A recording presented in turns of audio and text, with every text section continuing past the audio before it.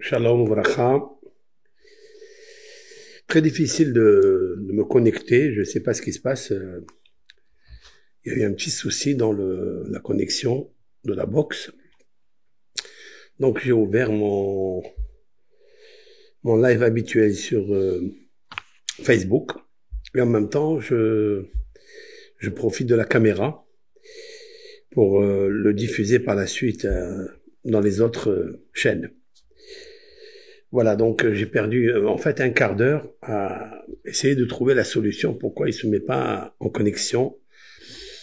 Bon, Mina Shamaim, comme on dit.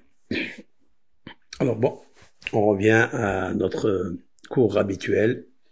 Ça va être donc avec l'aide de Hachem tous les vendredis. C'est une heure un peu tardive, c'est vrai. Il y a beaucoup qui veulent profiter de ce cours avant Shabbat, mais le faire plus tôt. Par exemple, tous ceux qui habitent en Israël, les francophones, les Israéliens. Et ça sera un peu difficile, parce qu'il y a beaucoup de choses à faire. Alors donc, je suis ici avec vous sur Facebook, et dans la caméra qui enregistrera pour plus tard, pour tout le monde. C'est un cours que je voulais, avec l'aide de Hachem, dédié pour la Refoua Shelema, la guérison d'une femme que je viens de recevoir un mail, un message me disant qu'elle a perdu donc la poche. Son mari, qui écrit bien sûr, elle a perdu les poches en 30 semaines. Donc elle est rentrée à l'hôpital, en clinique. Elle me demande de faire des prières, de lui donner des astuces, comment se porter bien et sécuriser le petit qui est à l'intérieur. En fait, je suis pas un magicien, hein, et donc il faut faire un cours pour la guérison, un cours pour le maintien de ce bébé et la santé de cette maman. Donc je vais dédicacer un cours de Torah sur le sujet du mois que nous allons, avec l'aide de Hachem, annoncer ce samedi, Shabbat, dans toutes les synagogues du monde. On va annoncer ce qu'on appelle Shabbat Mevarchin. C'est le Shabbat, le samedi de l'annonciation de la bénédiction du mois qui vient. Tous les mois, c'est comme ça, mais c'est un mois un petit peu spécial. Le mois de Nissan. Le mois de Nissan, c'est à Chodesh Hazelachem. Nous allons donc faire sortir deux Sefer Torah. Le premier, nous allons lire la section de la semaine, Parashat Shemini, qui est très intéressante et qui est toujours en symbiose, en corrélation, en relation avec l'événement du mois. L'événement du mois sera Rosh Chodesh, avec l'aide d'Hachem, Ha-Chodesh. Tous les mois ont une signification. Celui-ci s'appelle le mois, avec un article défini, comme si on le connaît très très très loin. Et nous voulons le ramener ici, dans la section de Shabbat Shemini. Et ça tombe très bien parce que, habituellement, dans une année bissextile, autrement dit 12 mois, ça n'est pas toujours que le Shabbat à Chodesh, qui est à Chodesh, donc c'est un terme que la Torah nous a rapporté dans la section de Bo, dans le livre des Nombres. Nous avons 5 livres dans le livre des Nombres, c'est-à-dire l'Exode, pardon, pas les Nombres, l'Exode, Shemot, les noms, en fait, les noms. Là-bas, il y a une section qui s'appelle Bo. L'Éternel, il s'adresse à Moïse et à Aaron, et il leur dit, en terre d'Égypte, il leur parle. Il leur dit, à Chodesh Hazelachem, je vais essayer de traduire le simple du texte, Chodesh Hazelachem, à savoir ce mois-ci, il leur montre par le pronom démonstratif, à Chodesh Hazé, c'est-à-dire il leur dit celui-ci, là où nous sommes. Donc l'Éternel se trouvait le jour premier de Chodesh Nissan, c'est-à-dire Rosh Chodesh Nissan. L'Éternel s'adresse à Moshe et à Aaron, son frère, Et il leur dit, à Hodesh Hazeh, ce mois, Yelachem Rosh Hodashim, il sera la tête du mois, des mois de l'année, des 12 mois de l'année. Donc il est la tête de tous les signes zodiacaux. Il est le premier-né des signes zodiacaux. C'est le bélier, en fait, c'est le bélier. Et il concerne l'Égypte, Be'eretz Mitzrayim, en Égypte. Il aurait pu demander à Moshe et Aaron, comme il le fait d'habitude pour certaines instructions, de sortir de l'Égypte, de parler avec eux, de leur donner la leçon, comment nous allons sanctifier la lune. Tous les mois, nous sanctifions la lune, le 15 du mois, le 7 du mois, ça dépend. Et vous savez très bien que cette sanctification, elle a débuté, pas à la création du monde, pas pendant la période d'Abraham, ni de Yitzhak, ni de Yaakov. Elle a commencé avec Moshe Rabbeinu et Aaron. Donc l'Éternel s'adresse à Moshe et Aaron en terre sainte, il a choisi exprès, en terre d'Égypte, et il leur dit, ce mois, il est un mois très important. Alors bien sûr que quand on parle du mot HaHodesh, qui veut dire le mois, il est le mois parmi la tête des mois, autrement dit comme un corps humain. Il y a une tête, il y a des yeux, il y a des oreilles, il y a une bouche, il y a des mains, il y a des pieds, il y a un ventre, etc. Et la tête, c'est elle qui dirige en fait tout le corps humain. Vous le savez très bien que la direction du corps, les mouvements, les agissements, les perturbations ou la santé vient toujours du roche. Roche, c'est la tête. Il faut savoir que dans le champ cosmique interplanétaire, l'Éternel a choisi le mois pour diriger tous les autres signes zodiacaux. Et c'est connu le bélier. Alors, bien sûr, ça n'est pas tout le monde qui pense comme ça. Il sera le calendrier hébraïque selon les textes bibliques de la parole de Dieu dans la Torah. Et il commence en fait dans ce mois.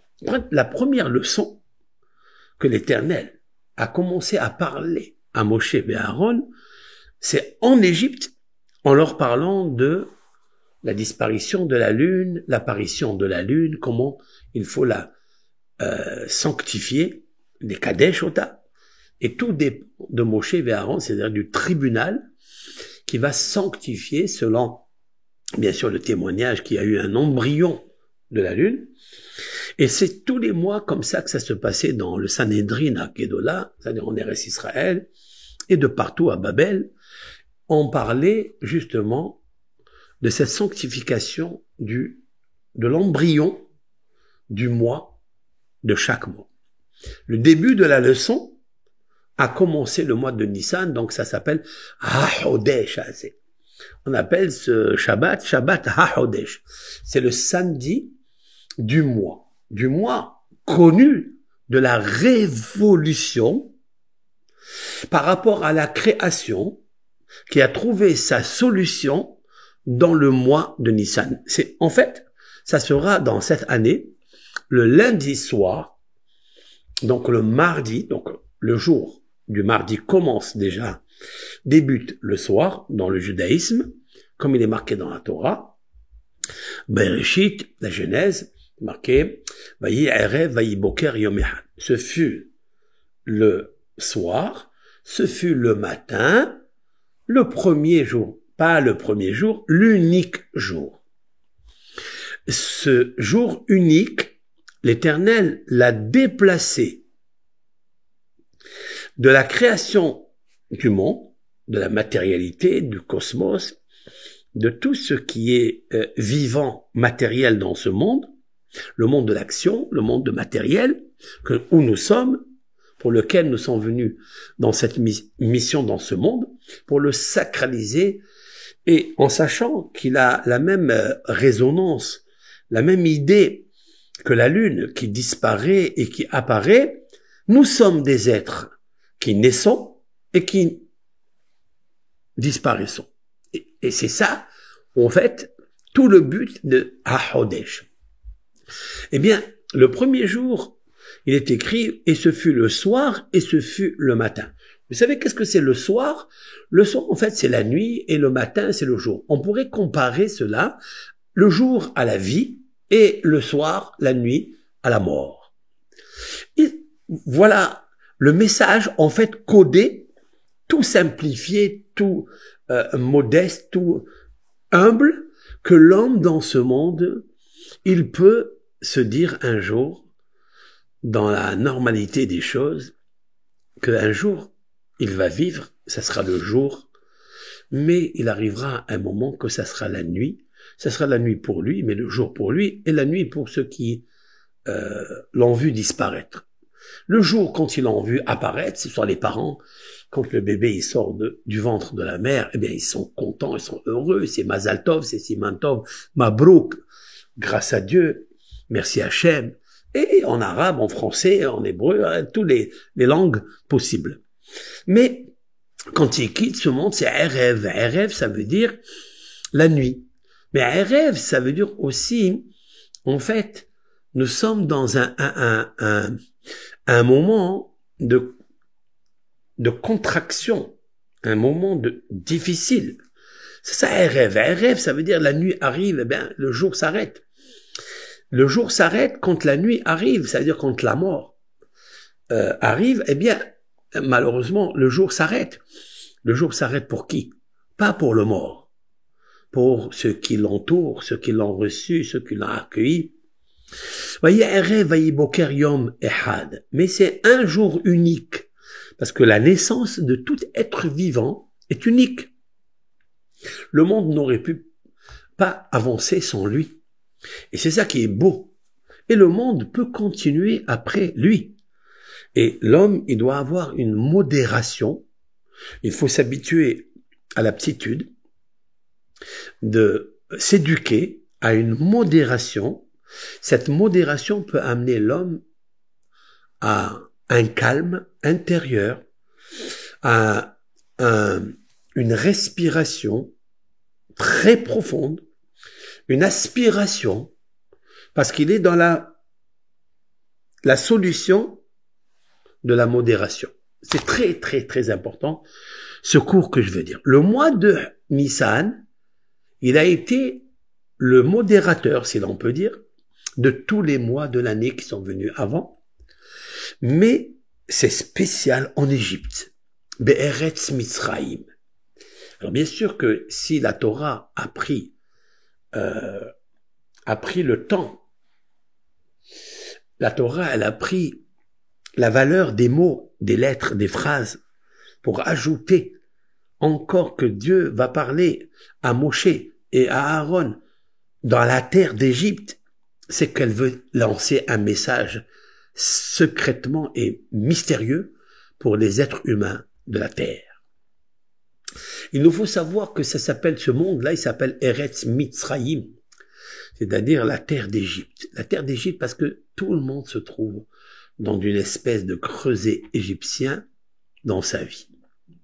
Qu'il soit juif, qu'il soit chrétien, qu'il soit bouddhiste, qu'il soit athée ou qu'il soit musulman, qu'il soit qui il est, à un certain moment, il faut qu'il se défasse, d'accord, de cette Égypte où il se trouve, de ce labyrinthe où il se trouve. Il est obligé. Et pour cela, il faut trouver un mois pour le faire. J'ai pas parlé du mois, c'est un mois. M-O-I, mois. C'est-à-dire, ne regarde jamais les mois des autres, regarde le mois à toi. Et Hachem, il s'adresse à Moshe et à Aaron, il leur dit, c'est le moment maintenant dans ce mois, ça sera le 15 du mois, donc c'est ça la première leçon que Dieu donne à Moshe et à Aaron, la première. Bien sûr, on va parler après de la sortie d'Égypte, la première. La sortie d'Égypte, 50 ans après, Dieu leur donnera les 10 commandements à ces 600 000 hommes, à part les femmes et les enfants qui étaient là. Il leur parlera 50 jours après la sortie. La sortie d'Égypte sera le 15 Nissan, certes. Dieu, il est en train maintenant, le 1er Nissan, comme mardi prochain, en train de leur parler et leur dire, le 10 de ce mois, le 10 de ce mois, c'est-à-dire du mois de Nissan, vous allez prendre un bélier, vous allez acheter un bélier et vous allez l'égorger le 14. Vous savez que cette phrase-là, elle n'est pas facile, car l'Égypte, étant donné que leur déesse, que leur prémisse, que leur premier-né, que leur idole, que leur statue, que leur idolâtrie était justement le bélier. Et leur dire au béné Israël, en pleine Égypte, que vous allez maintenant, à partir de maintenant, voir des miracles énormes. Vous allez le 10 prendre ce bélier, l'acheter et l'égorger le 14 vers le Ben Arbaïm et vous allez le consommer le soir du 15. Vous allez fêter ce qu'on appelle l'agneau pascal. Vous allez justement fêter la grandeur de l'Éternel. Et ce mois, il va révéler sa vraie grandeur manifestement en Égypte. Pourquoi il choisit l'Égypte? Parce que c'est la tête pensante de toute l'économie du monde entier. Rappelons-nous que quelques années avant, il y avait une grosse famine. Bien avant Joseph, bien avant Yitzhak, bien avant Jacob, Yaakov, c'était Abraham. Abraham est descendu en Égypte lorsque, en terre de Canaan, il y a eu la famine. Alors que Dieu lui dit, quitte ton pays natal, ta maison, ta ville, va dans la terre que je t'indiquerai, donc c'est la terre de Canaan, et là-bas, je vais te donner des enfants, je vais t'enrichir, je vais te faire un nom qui va être renommé de partout. Abraham, il arrive, la première année, c'est la famine totale dans la terre de Canaan. Et puis, Dieu, comme un GPS, il le guide vers l'Égypte. La Torah témoigne depuis que l'Égypte était une terre productrice de blé. En terre d'Égypte, il n'y avait pas de famine. Et que toutes les nations, les 70 nations qui ont vécu à la génération de la tour de Babel, ils étaient 70 et ils parlaient l'hébreu. D'après le texte biblique, Safa Ahad, Safa c'est l'hébreu. Et en fait, ils sont descendus tous en Égypte pour aller chercher la marchandise. Il fallait manger, il fallait se nourrir, il fallait vivre. Donc la vie de ce monde, le secours venait de l'Égypte. Bien sûr qu'il y a une raison. La raison, on la connaît, c'est que le peuple d'Israël est dirigé par Dieu. Il a commencé par Abraham et Sarah de descendre en Égypte parce que là seront un jour ses enfants, sa progéniture, sa descendance sera citoyen puis esclave. Et là, l'Éternel, dans cette Égypte, il veut démontrer la puissance révolutionnaire dont discutent tous les philosophes. Est-ce que le monde, il est ancien ou le monde est nouveau? Est-ce que le monde, il a des milliards d'années d'existence ou bien il a 5784 années d'existence comme le pense le judaïsme? Alors bien sûr que nous comptons à partir de Tishré, mais nous comptons les fêtes à partir de Nissan. Alors il faut savoir que le monde se dirige, d'après le judaïsme, d'après la Torah, il y a 2 mois qui sont prépondérants, qui sont à la tête de tous les mois de l'année. C'est le mois de Tishri, c'est-à-dire Rosh Hashanah. Rosh Hashanah, c'est la tête de l'année pour la justice. Écoutez ça. La justice. Dieu juge toute personne parce qu'il a créé le jour de Rosh Hashanah d'après le judaïsme. D'après le judaïsme, il a créé le monde le 25 Elul, le mois avant, et Rosh Hashanah, Tishrei, il a créé l'homme. Ce sont toutes les prières que nos sages ont instaurées, restaurées.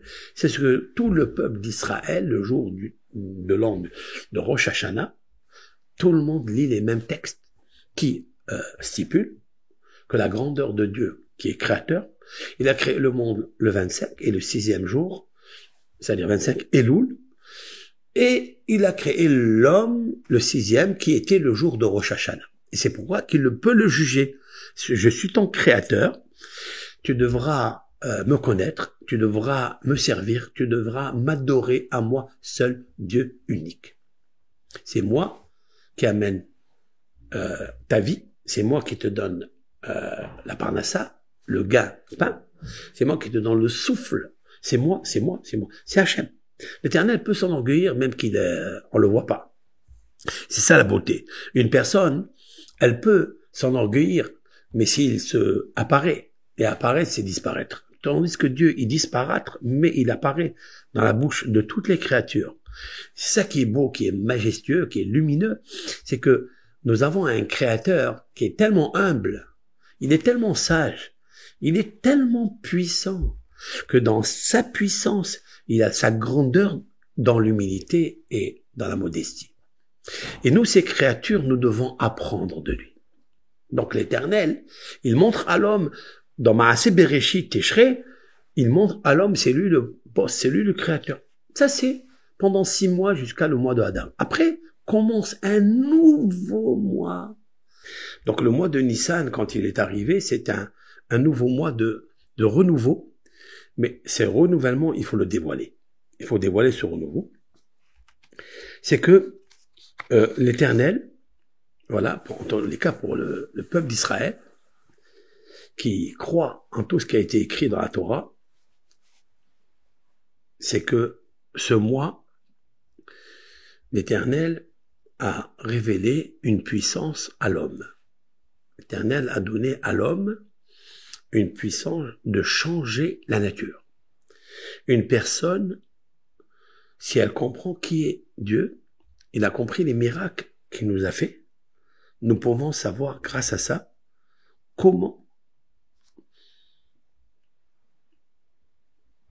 faire changer le cours des choses.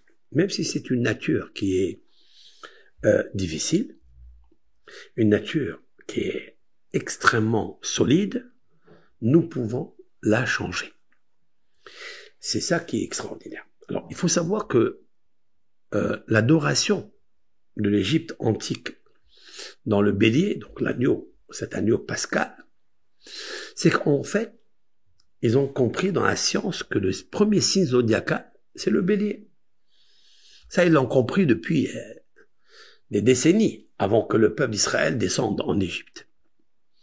C'est-à-dire la 26e génération de Moïse. Le monde est créé, Adam Arishon, le premier homme, jusqu'à Moïse, Moshe, il y a 26 générations. Ces 26 générations vivaient comme elles vivaient. On a vu des catastrophes naturelles, le déluge, Sodome et Gomorrhe, la tour de Babel, tout ce qui est marqué en fait dans la Torah. Et bien sûr, c'est juste des allusions. C'est marqué en fait par allusion. Il y a des textes qui sont merveilleux dans le Midrash, dont nos sages, par analogie des termes, ils apprennent que s'est-il passé pendant toutes ces années avant la naissance de Moshe Rabbeinu et en fait le peuple hébreu esclave en Égypte. Qu'est-ce qui s'est passé? Donc il y a des archives, il y a des grosses discussions des docteurs de la Mishnah il y a 2000, 2500 années, 2800 années. Que s'est-il passé dans la création? Et Moshe Rabbeinu leur a dévoilé tout ce que Dieu lui a renseigné au mont Sinaï. Parce qu'il lui a tout enseigné. Sinon, on n'aurait pas su qui était Abraham, qu'est-ce qu'il a vécu Abraham, est-ce que sa femme, comment elle s'appelait, est-ce qu'il avait un enfant, il avait 2 enfants, il avait 2 femmes, la famine. Tout ça, on l'aurait pas su. Qui est l'être humain qui a donné la chance, je dis, à tous les autres humains de connaître les archives, l'histoire, comme elle est déposée, génération par génération, puisque la Torah, elle nous parle justement des naissances. C'est très beau, ça. C'est de nous raconter la naissance de chaque être humain qui a vécu Adam. Il a donné Caïn, il a donné Abel, après il a donné Chet, après il a donné Lémer, et tous les noms cités dans la Torah. C'est incroyable, c'est personne, aucune civilisation de l'époque nous a donné des archives bien précises. Et ça, c'est très, très important pour savoir qui est sorti de qui. Qui nous sommes, nous les juifs, d'où on sort, d'où sortent les musulmans, d'où sortent les chrétiens. Tout ça, c'est très beau parce que il y a tout qui est cité. Et ça, merci à Moshe Rabbeinu, que Dieu lui a révélé tout ça. Il n'était pas à l'époque de Adam, il n'était pas à l'époque de Abraham, c'est vrai, mais Dieu lui a révélé toutes les époques, les périodes, les générations, qui a fait quoi, qui était le fils de qui, avec qui il était marié. Ça, c'est très important. Si vous écrivez un livre et vous racontez votre histoire, vous racontez votre philosophie, vous racontez vos prophéties, vous racontez, mais sans savoir qui vous êtes, de nous dire, mais vous appartenez à qui, en fait? Qui est votre père? Qu'est-ce qu'il a fait votre père, votre grand-père, votre trisaïeul, Il faut remonter vers la chaîne de l'arbre généalogique. Ça, c'est logique d'avoir un arbre généalogique. C'est génial. D'accord? Mais si vous écrivez un livre, comme ça, vous commencez à écrire, vous dites des choses, et vous dites, etc., etc., etc. Mais qui vous êtes d'abord? Qui vous a enseigné? Qui est votre père? La Torah, elle nous a enseigné tout ça. Qui est le père d'Abraham? Qui est le père de Mathusalem? Qui est le père de Caïn? Qui est le père de Caïn? Qui est le père de tout, jusqu'à Moïse? C'est très beau, ça. C'est magnifique. Et puis, allez, mon cher Rabbeinu, il se réveille, Dieu lui révèle des choses, etc.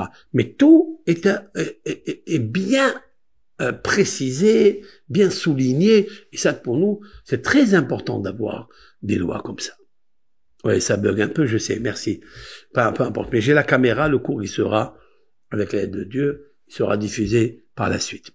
Donc, je disais que la révolution, c'est en Égypte, en fait. C'est là où on pensait que la science, c'est elle qui dirigeait, c'est-à-dire les cosmos, les planètes, le soleil, la lune, les signes zodiacaux, les planètes 7, la lune, le soleil, Mars, Vénus et Jupiter, et tous ces Saturne, tout ça, c'est eux qui dirigent le monde. Non, ils ne dirigent pas le monde. Il y a une force qui dirige le monde. Cette force qui dirige le monde, elle s'appelle Elohim, elle s'appelle la puissance qui s'appelle Dieu. Tu l'as jamais vu, tu le verras jamais, mais tu sais qu'il dirige le monde. Tu le sens, tu le diriges, parce que dans ta vie, tu vois quoi? Ce que tu vois, c'est que ce que tu fais, tu l'as. Si tu agis dans le bon sens, tu rends des services à l'humanité, ben tu sais très bien que c'est un miroir qui revient vers toi, c'est un effet miroir qui revient vers toi. Si tu fais du mal, il faut que tu saches que tu auras le mal. Et dans nos prières, on le voit ça. Nos sages ont instauré que le peuple d'Israël a traversé la mer Rouge et les Égyptiens ont été noyés. On voit ici ce qu'on appelle Srar ve'onesh, c'est-à-dire il y a une solution que personne ne pense des fois, ou plutôt il sait, mais il ne médite pas, il n'approfondit pas. C'est ce qui se passe chez lui, c'est ce que Dieu a commencé à faire pendant le mois de Nissan. Il a éloigné le peuple d'Israël hébreu qui était esclave de ses ravisseurs et de ses Égyptiens qui l'ont maltraité, qui l'ont fait souffrir. Ils l'ont noyé dans les eaux du Nil. Il faut savoir que ils ont eu la même punition. Et le peuple d'Israël, quand ils sont arrivés dans l'ouverture de la mer Rouge, ils sont passés sans aucune difficulté. La mer s'est ouverte. À quel moment dans l'histoire on a entendu qu'il y a des miracles? Alors qu'est-ce que c'est un miracle? Je suis pas étonné, moi, je suis pas tellement fasciné des miracles. Non. Je suis fasciné pourquoi la nature, elle a changé. Pourquoi la nature, pit-homme, subitement, instantanément, elle a reçu un autre cerveau. La mer, qui pas d'habitude, qui est dans sa nature, elle est figée à se mouvoir. Elle s'ouvre pour un peuple esclave. Du jamais vu. Alors donc, on voit que la nature a un cerveau qui la dirige. On va dire autrement peut-être que le cerveau de la nature, on ne le connaît pas encore. Donc elle a aussi des plans qui sont fixés en elle lorsqu'il arrive un moment de maturité, parce que en fait, c'est ça qu'il nous faut comprendre, que le mois de Nissan est un mois de maturité. Il est arrivé comme un fruit qui a mûri, qu'il faut le cueillir. Les mondes avant ce moment-là étaient toutes esclaves à des esclaves. Ils avaient des mœurs terribles, draconiens, abominables, exécrables. Et le peuple d'Israël a passé ce passage de l'esclavage, et à partir de là, il y a eu la liberté de l'esclavage, et ils ont rendu libres tous les esclaves du monde. La loi d'abolition d'esclavage, elle a commencé là. Ça veut dire qu'il y a un patron qui aurait pu le faire depuis longtemps avant. C'est lui le boss. Mais il a choisi le mois de Nissan. C'est ce mois qui arrive qui est extraordinaire. Et pendant un mois, il nous faut être joyeux, contents. Et toute personne qui attend une révolution de son situation, parce qu'il y a des fois, la situation, elle est hyper dure. La situation de la guerre, la situation de la souffrance, aujourd'hui, les taux d'intérêt dans le monde avec cette récession, l'augmentation des prix, l'augmentation de l'essence, l'augmentation des aliments, tout est, j'allais dire, primeur. C'est des prix qui meurent, malheureusement. Et tout le monde en train de souffrir énormément de partout, et ça n'a fait que commencer. Voilà, je reviendrai par rapport à ce cours. Maintenant, c'est Shabbat. En tous les cas, on a des petites difficultés de connexion dans cette chambre-là. On n'a pas encore réussi à trouver vraiment... C'est pour ça que j'ai arrêté les cours le soir. Le soir, avant, je faisais des cours tous les soirs, presque tous les soirs, à partir de 20h, 21h.